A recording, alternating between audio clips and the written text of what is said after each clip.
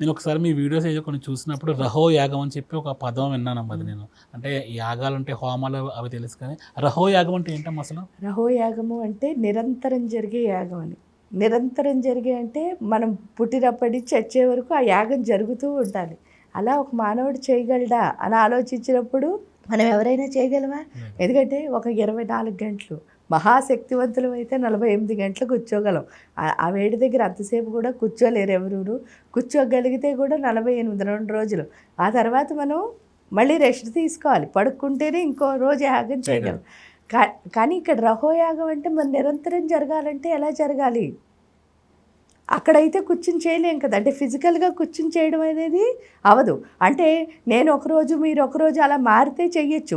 24/7 బోల్డ్ మంది మారుతూ చేసుకుంటే చేయొచ్చు. కానీ ఒకళ్ళే స్థిరంగా కూర్చుని నిరంతరం ఒక యాగం చెయ్యాలి అంటే ఇది పాజిబుల్ అయితే అవ్వదు. అది మనకు అర్థమవుతుంది.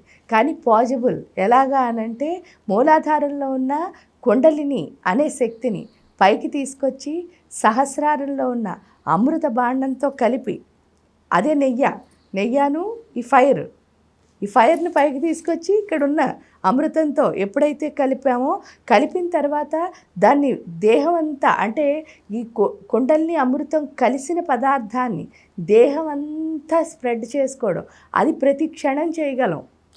మీరు పడుకున్నా చేయగలరు, కూర్చున్నా చేయగలరు నుంచి. కానీ ఏంటి అంటే అది చెయ్యాలి అంటే మీరు పూర్తిగా ఎలా అవ్వాలి అంటే యోగుల కింద మారాలి. అంటే యోగ సాధన చేయాలి. ఆ యోగ సాధన అంటే మీ గురువులు మీకు ఏది ఇచ్చారో అది. ఇప్పుడు శ్రీ విద్యా ఉపాసన అవ్వచ్చు, దశ మహావిద్యలో మన గురువు ఏది ఇస్తే ఆ సాధన మనం చేస్తూ వెళ్తే ఈ రహోయాగము అన్నది వస్తుంది. అందుకే అమ్మవారిని కూడా ప్రయాగే మాధవేశ్వరి, కృష్ణుడు దాంట్లో చూస్తే రాసలీల, ఇవన్నీ కూడా ఆ యాగానికి సంబంధించినవే.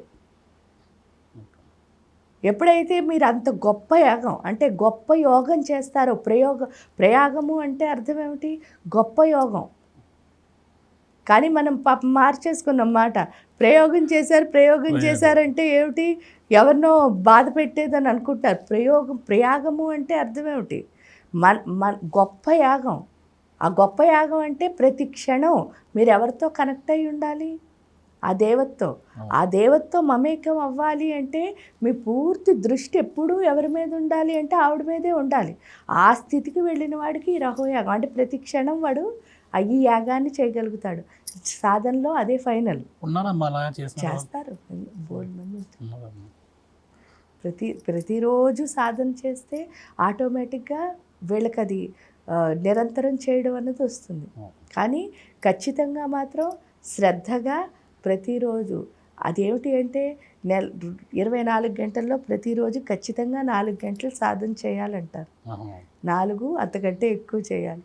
ఆ 4 గంటలు సాధన చేయడం మొదలు పెడితే ఆటోమేటిక్గా అంటే ఒక రోజులో వస్తుంది, 2 రోజుల్లో వస్తుందని చెప్పలేము. కానీ వాళ్ళ స్థితిని బట్టి, వాళ్ళ ఏకాగ్రతను బట్టి, ఈ జన్మలో వాళ్ళు చేసిన పాపపుణ్యాలను బట్టి, ముందు జన్మల నుంచి తెచ్చుకున్న పాపపుణ్యాలను బట్టి ఎంత బాగా అయితే అంత త్వరగా వస్తుంది.